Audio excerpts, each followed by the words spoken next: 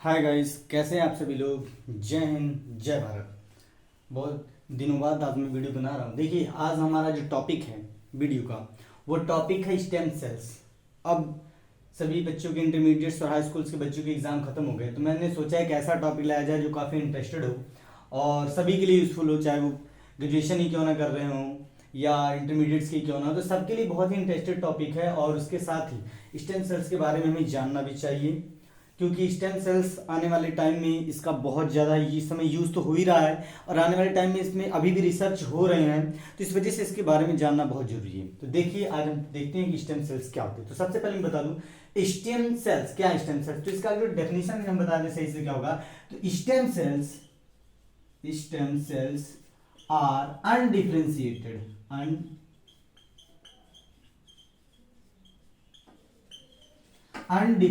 stem cells are undifferentiated cells that can change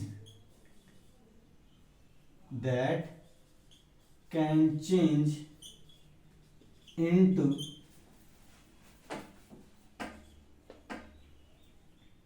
many types of cells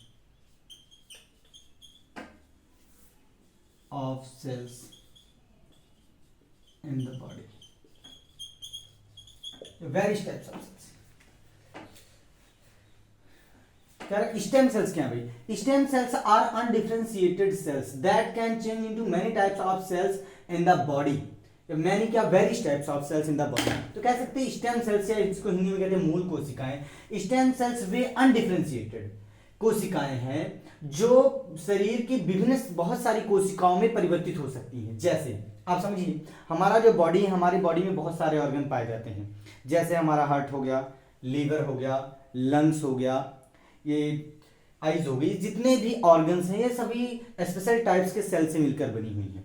तो undifferentiated का मतलब होता है कि ऐसा सेल जिसके अंदर सभी प्रकार की कोशिकाओं में परिवर्तित होने की क्षमता हो, उसके अंदर ऐसा पोटेंशियल हो कि जैसे ये स्टेम सेल्स है, आपने एक स्टेम सेल्स लिया तो उस स्टेम सेल्स से आप हार्ट भी बना सकते हो, उस स्टेम सेल से आप लीवर भी बना सकते हो, उस स्टेम सेल से आप किडनीज भी बना सकते हो, उस स्टेम सेल से आप बॉडी का कोई भी ऑर्गन, बॉडी का कोई भी पार्ट बना सकते हो। They cells are known as stem cells. इसी वजह से कहा गया स्टेम सेल्स आर अनडिफरेंशिएटेड, जिसका भी कुछ कैटेगराइज नहीं किया गया किसे क्या क्या, इसे क्या नहीं, सब कुछ बनाया जा सकता है। बॉडी के सभी ऑर्गन बनाए जा सकते हैं, यहां तक कि पूरी बॉडी बनाई जा सकती है, तो उसे हम कहते हैं स्टेम सेल्स। तो आपको यह पता चल गया होगा कि स्टेम सेल्स क्या होती हैं। अब ये जो स्टेम सेल्स है, अब इसके बारे में हम लोग इतना पढ़ना इंटरेस्टेड क्यों, कि इतना जरूरी, इसके बारे में जानना क्यों जरूरी है, पढ़ना क्यों जरूरी है? क्योंकि ये ह्यूमन लाइफ ही नहीं, हमारे पूरे देख लिया जाए कि सभी ऑर्गेनिज्म के लिए, सबके लिए बहुत ज़्यादा ये इंपॉर्टेंट है। और खासकर तो इस दौर में जो बीमारियों का दौर, इस देखिए बहुत सारी बीमारियां हो गई हैं जिसका अभी तक इलाज भी नहीं हो पा रहा है। देखिए, कैंसर जैसी बीमारियों का इलाज स्टेम सेल्स के माध्यम से किया जा सकता है। ल्यूकेमिया जो ब्लड कैंसर आप जिसको आप जानते हो, उसका इलाज किया जा सकता है। पार्किंसंस और जितनी भी बीमारियां हैं, बहुत सारी बीमारियां हैं जिसका इलाज आप स्टेम सेल्स की सहायता से किया जा सकता है। अब देखिए, जो स्टेम सेल्स होती है कितने प्रकार की होती हैं और उसके बाद में इसका क्या क्या यूज हो सकता है, इसके बारे में हम चर्चा करेंगे। लेकिन इससे पहले एक चीज मैं आपको बता दूं, इंटरेस्टेड क्या है ये। आप लोगों ने इससे पहले हॉलीवुड मूवीज में देखा होगा कि किसी किसी मूवीज में हाथ कट गया, उसके बाद हाथ दोबारा रीजनरेट हो गए। तो क्या ऐसा पॉसिबल है? हाँ भाई, ऐसा पॉसिबल है। आने वाले टाइम में अगर जो किसी का मान सकते हैं उंगली कट गई या हाथ कट गया, तो ऐसा भी साइंटिस्ट कल्पना कर रहे हैं कि ऐसा हो सकता है कि वो दोबारा रीजनरेट हो जाए। तो ये सारी चीजें, ये नहीं है कि पॉसिबल नहीं है। मानव या ह्यूमन ऐसी हर चीज वो कर सकता है कि जो आप सोच भी नहीं सकते हैं। अब जरा सोचिए कि अगर जो किसी का हाथ कट जाए दोबारा रीजनरेट हो जाए, तो क्या ऐसा पॉसिबल है? हाँ, यस, पॉसिबल है। साइंस में सब कुछ पॉसिबल है, इसमें इम्पॉसिबल नहीं कहा जा सकता, ये भी पॉसिबल है। जब आप मान सकते हो कि एक स्टेम सेल से आप दोबारा हार्ट बना सकते हो, स्टेम सेल से आप लिवर बना सकते हो, किडनी बना सकते हो, पूरी बॉडी बना सकते हो स्टेम सेल्स के माध्यम से, तो क्या एक हाथ दोबारा रिजनरेट नहीं हो सकते? बहुत कुछ हो सकता है, इसमें बहुत सारी चीजें हैं।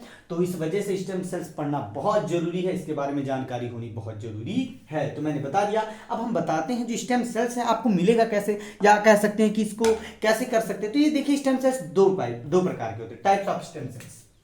ना लिख देते types of stem cells. They are two types. They are two types. ये दो प्रकार के होते हैं। कितने प्रकार के? दो प्रकार के। पहला तो आपका हो गया एम्ब्रियोनिक स्टेम सेल्स,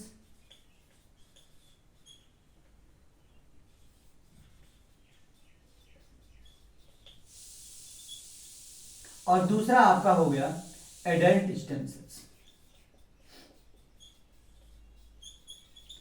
आप सोच रहे हैं एम्ब्रियोनिक स्टेम सेल्स का क्या मतलब है? एम्ब्रियोनिक स्टेम सेल्स का मतलब यह है कि जो हमें एम्ब्रियो से प्राप्त हो। किससे प्राप्त हो? एम्ब्रियो से प्राप्त हो, एम्ब्रियो की किसी स्टेज से प्राप्त हो रहा है, तो उसे हम कहते हैं embryonic stem sales. Adult stem cells क्या है? जो किसी एडल्ट हमारी बॉडी के किसी ऑर्गन से प्राप्त हो, जैसे हार्ट से प्राप्त हो रहा है, लीवर से प्राप्त हो रहा है, स्किन सेल से प्राप्त हो रहा है, हमारी बॉडी की किसी ऑर्गन से प्राप्त हो रहा है, या हमारी बॉडी की स्किन से प्राप्त हो रहा है, किसी पार्ट से प्राप्त हो रहा है, तो उसे हम एडल्ट स्टेम सेल्स कह सकते हैं। अब एक चीज और है, अब एडल्ट स्टेम सेल्स को हमारी बॉडी में कहां पाया जा सकता है? ये सारी चीज कहां, मैंने तो ये बता दिया ना कि हमारे कहां कहां पाया जाए, तो एग्जैक्टली ये कहां पाया जाएगा? तो इन सब चीजों के लिए देखिए आगे मैं समझा रहा हूं, इसको मैं मिटाने जा रहा हूं। अगर जो आपको नोट करना है तो नोट कर लीजिए, अदरवाइज स्क्रीनशॉट ले लीजिए। देखिए अच्छे समझने का प्रयास कीजिएगा। देखिए अब मैं इतना सिर्फ मिटा रहा हूं, तो सबसे पहले मैं आपको बताता हूं एम्ब्रियोनिक स्टेम सेल्स। देखिए जो व्हाइट बोर्ड है बहुत छोटा है, तो इस वजह से मिटाना पड़ रहा है। Embryonic stem cells, embryonic stem sales मैं सबसे पहले आपको बता दूं कि जब कोई फर्टिलाइज्ड एग, जैसे स्पर्म तो आप जानती हैं, स्पर्म का स्ट्रक्चर इस तरीके से कुछ है, आपको याद होगा ऐसे करके,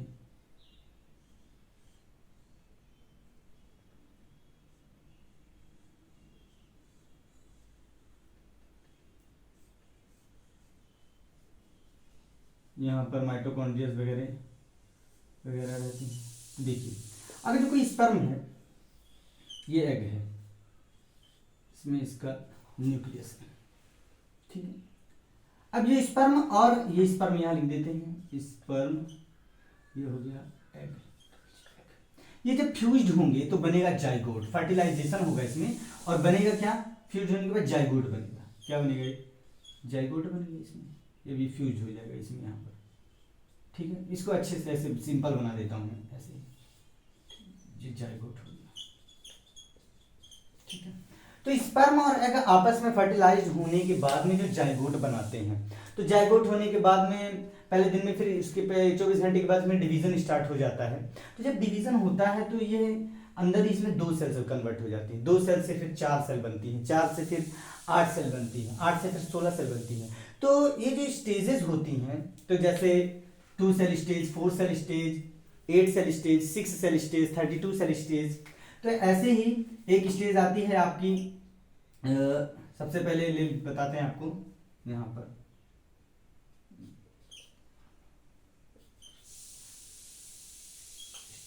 सबसे पहले आपका स्टेज आता है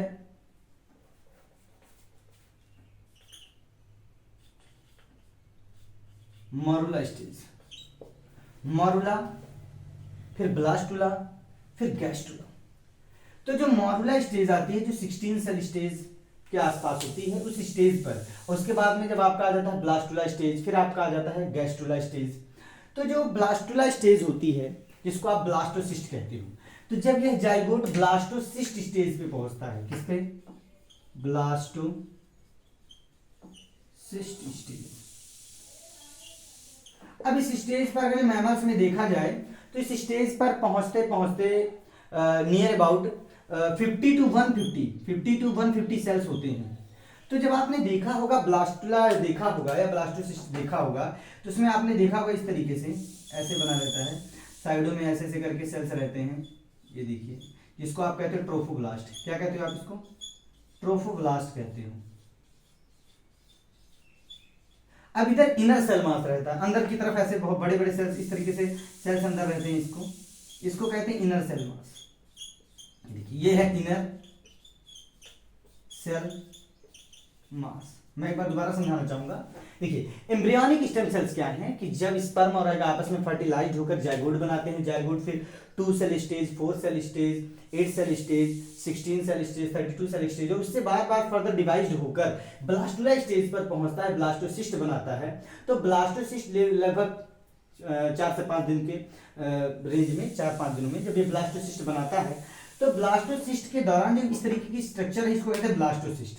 अब इसके अंदर की सेल्स को कहते हैं ब्लास्टोमियर। क्या कहते हैं? अभी जो बाहर वाली जो सेल्स आपको दिख रही हैं इसको कहते हैं ट्रोफोब्लास्ट। क्या कहते हैं? ट्रोफोब्लास्ट। अभी बता रहा हूं। अब ये ब्लास्टोसील है, ये ब्लास्टो कैविटी है आप कह सकते हो, और ये इनर सेल मास है साइड में जो ब्लास्टो ट्रोफोब्लास्ट है।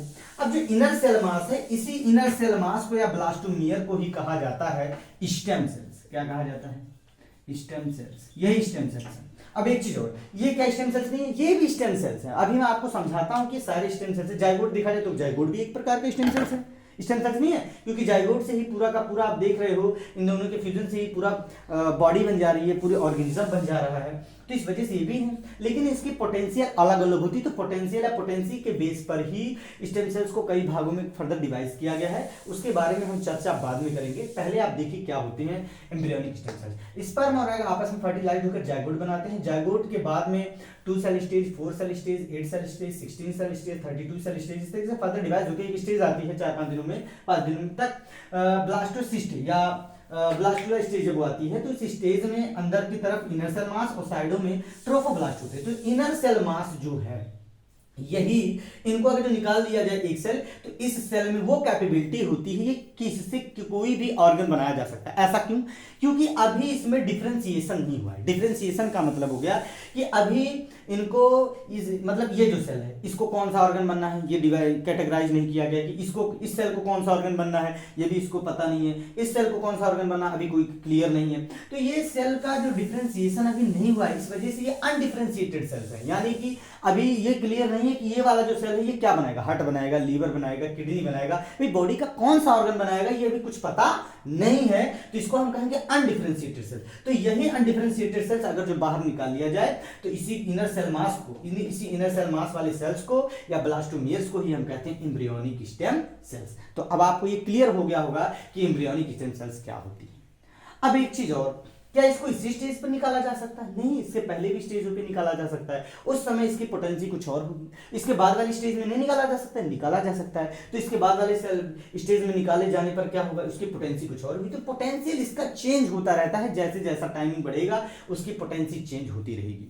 समझ में आ रही बात? तो ये तो हो गए आपके एम्ब्रियोनिक स्टेम सेल्स जो आपके एम्ब्रियो के ब्लास्टोसिस्ट स्टेज से आपको प्राप्त होता है, तो उसे एम्ब्रियोनिक स्टेम सेल्स कहते हैं। और अब इसके बाद में आपको बताने जा रहा हूं मैं एडल्ट स्टेम सेल्स क्या होती है। चलिए, अब यदि आपको इतना समझ में आ गया हो तो इसको मैं मिटाकर अगला बताऊं एडल्ट स्टेम सेल्स। चलिए देख लीजिए, अब मैं मिटा रहा हूं, आगे देखिए। अब मैं आपको बता दूं तो एडल्ट स्टेम सेल्स के बारे में। तो एडल्ट स्टेम सेल्स क्या है?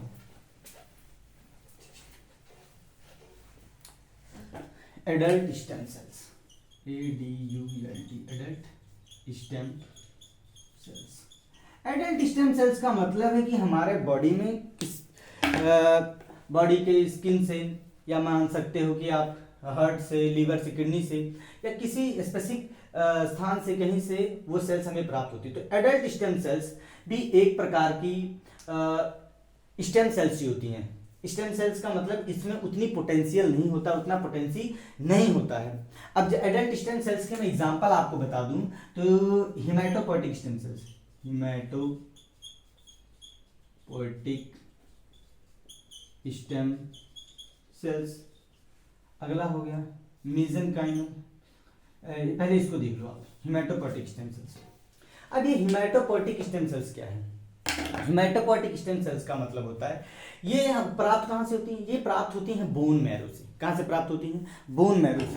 तो जब आप हड्डी की, जो हड्डी का पार्ट होता है, जैसे हड्डी है ये ऐसे इस तरीके से, तो इसके बीच में एक कह सकते चिपचिपा गाढ़ा रेड ब्राउनिश प्रकार का, एक प्रकार का चिपचिपा पदार्थ होता है जिसको हम कहते हैं, अब ये जो बोन मैरो, अब ये बोन मैरो, तो इस बोन मैरो से आपको क्या प्राप्त होगा? Haematopoietic stem cells. इसमें बोन मैरो में ही पाया जाता है haematopoietic stem cells.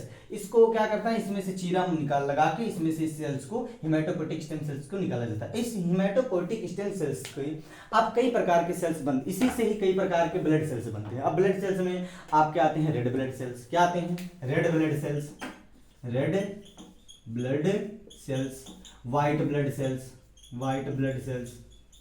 White blood cells में भी अब उसी के साथ साथ व्हाइट ब्लड सेल्स हो गया, रेड ब्लड सेल्स में भी, तो इसमें भी कई प्रकार के सेल्स होते हैं, इनमें भी बहुत प्रकार के सेल्स होते हैं, जैसे बेसोफिल्स, न्यूट्रोफिल्स, यूसिनोफिल्स होते हैं, मोनोसाइट्स होते हैं और लिम्फोसाइट्स होते हैं, बहुत सारे सेल्स होते हैं जिसका फॉर्मेशन जो कि निर्माण जो होता है हिमेटोपोइटिक स्टेम सेल्स के माध्यम से ही होता है। तो ये सारे एडल्ट स्टेम सेल्स हैं। अब एडल्ट स्टेम सेल्स आपकी स्किन से भी प्राप्त हो सकता है। एडल्ट स्टेम सेल्स जो है मेसेनकाइमल स्टेम सेल्स भी हैं। तो इस तरीके से बहुत सारी एडल्ट स्टेम सेल्स हैं। अब mesenchymal stem cells, epithelial stem cells, जैसे इसमें एक और लिख लो, यहां पर लिख लो एपिथेलियल स्टेम सेल्स, एग्जांपल लिख लीजिए mesenchymal stem cells, neural stem cells. इस तरीके से देखिए बहुत सारे एडल्ट स्टेम सेल्स हैं, hematopoietic stem cells, epithelial stem cells, mesenchymal stem cells, neural stem cells, ये सारे एडल्ट स्टेम सेल्स हैं। देखिए वीडियो मुझे एक नियर अबाउट शॉर्ट रेंज में बनाना है, इस वजह से इसकी चर्चाएं हम अगली वीडियोस में अच्छे से करेंगे कि ये सारी सेल्स क्या होती हैं। तो आपको इतना तो क्लियर हो गया होगा कि स्टेम सेल्स क्या होती हैं। तो stem cells are undifferentiated cells that can change into various types of cells in the body, जो हमारे बॉडी में विभिन्न प्रकार के सेल्स में कन्वर्ट हो सकती हैं, हमारे बॉडी का कोई भी ऑर्गन बना सकती हैं, यहाँ तक कि बॉडी का पूरा बॉडी बना सकती हैं, तो उसे हम स्टेम सेल्स कहते हैं। They are two types, embryonic stem cells and adult stem cells. Embryonic stem cells वे सेल्स होती हैं जो कि हमारे एम्ब्रियो से प्राप्त की जा सकती है, जो ब्लास्टोसिस्ट जो स्टेज होती है उसके इनर सेल मास से निकाली जाने वाली जो सेल्स होती है उससे प्राप्त होती हैं, तो उसे हम एम्ब्रियोनिक स्टेम सेल्स कहते हैं। एडल्ट स्टेम सेल्स क्या हैं, जो हमारे किसी भी एडल्ट से उसके बोन मैरो से निकाली जा सकती है, उसकी स्किन से निकाली जा सकती है, उसकी किसी ऑर्गन से, हार्ट से, लीवर से, किडनी से निकाली जा सकती हैं, तो उन्हें हम कहते हैं एडल्ट स्टेम सेल्स। और ये सारी जो सेल्स हैं इससे, अब जैसे हार्ट से जो सेल्स निकाली जाएंगी उससे हार्ट बनाया जा सकता है, लीवर से लीवर बनाया जा सकता है, तो ये जो ऑर्गन्स हैं स्पेशल टाइप के सेल से मिलकर बनी होती हैं। तो मैं श्योर हूं कि इतना आपको जरूर समझ में आया होगा। चलिए मैं एक चीज और आपको बताना चाहता हूं, पोटेंसी, कि पोटेंसी क्या चीज होती है। तो पोटेंसी के बारे में आपको बता दूं कि what is potency and potential क्या होता है, इतना हम मिटा रहे हैं और इसके बाद में हम पोटेंशियल के बारे में चर्चा करते हैं। चलिए देखिए, अब potential on the basis of potential stem cells are कह सकते हो कैटेगराइज्ड इनटू थ्री टाइप्स। अब जब पोटेंसी की बात की जाए, पोटेंसी चल नहीं रहा, ये तो दोबारा लिखते हैं, क्या हो गया भाई, इसको हो गया भाई,